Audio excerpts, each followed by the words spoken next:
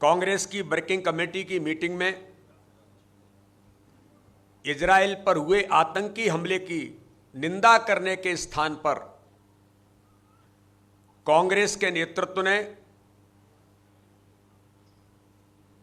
हमलावरों के समर्थन में कल एक प्रस्ताव पारित करके ये सिद्ध किया है कि कांग्रेस का हाथ जिहादियों के साथ, और ये केवल एक बार नहीं हो रहा है। ये इस देश के इतिहास में कांग्रेस ने हमेशा से आतंकवाद होगा, नक्सलवाद होगा, देश विरोधी ताकतों के साथ खड़ा होने में कांग्रेस ने हमेशा अपनी भूमिका निभाई और इस प्रकार के जिहादियों को समर्थन देने का काम कांग्रेस ने समय समय पर किया है। कांग्रेस का यह कृत्य दुर्भाग्यपूर्ण है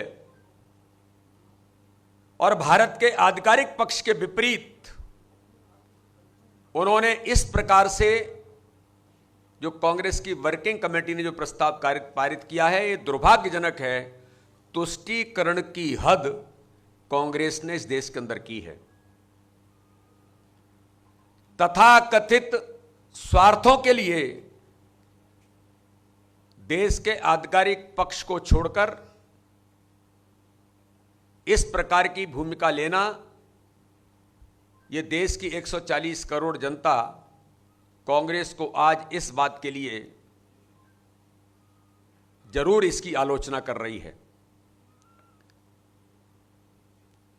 समय समय पर हमने देखा है कि भारत को बदनाम करने के लिए किस प्रकार से कांग्रेस के नेता राहुल गांधी, जो देश को बदनाम करने के लिए समय समय पर जब उन्हें कोई भारत में नहीं सुनता तो दुनिया के अंदर जाकर के इस प्रकार की बातें जो करने का प्रयास करते हैं कि भारत कैसे बदनाम हो, तो यह कृत्य उनका बहुत दुर्भाग्यजनक है। कांग्रेसियों का आतंकियों के प्रति हमदर्दी का यह रवैया पुराना है। इससे पहले भी उन्होंने कई प्रकार के आतंकियों के प्रति उनका प्रेम परिलक्षित हुआ है।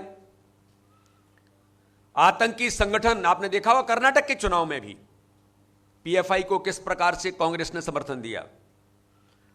सिमी जैसे संगठन को प्रत्यक्ष अप्रत्यक्ष समर्थन देने का काम कांग्रेस ने समय समय पर किया है।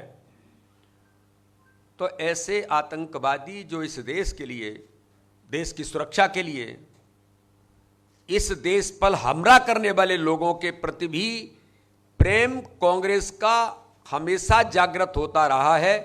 चाहे ओसामा जी हों, जिनको ओसामा जी कहकर के संबोधित करने का काम कांग्रेस के नेता करते थे, हाफिज को साहब कहना, बटाला हाउस एनकाउंटर के श्रीमती सोनिया गांधी जी के आंसू न रुकना, और मध्य प्रदेश के मिस्टर बंटाढार दिग्विजय सिंह तो उससे गले मिलने के लिए गए थे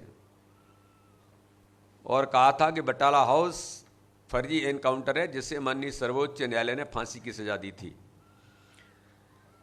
तो इस प्रकार की चीजें समाज में, देश के अंदर छुपी नहीं है। कांग्रेस लगातार इस प्रकार की बातें करती है। तो टुकड़े टुकड़े गैंग जब जेएनयू के अंदर भारत माता के टुकड़े टुकड़े गैंग भारत माता के टुकड़े करने की बात करती है, तो उनके साथ गले मिलकर उन्हें समर्थन देने के लिए राहुल गांधी पहुंचते हैं। और इस प्रकार की गैंग में काम करने वाले लोगों को कांग्रेस के बड़े जिम्मेदारियों पर कांग्रेस का नेतृत्व लेकर के आता है। अफजल गुरु और मुंबई हमले के मुख्य दोषी अजमल कसाब के प्रति भी कांग्रेस का रुख हमेशा उनके लिए नरम रहा है।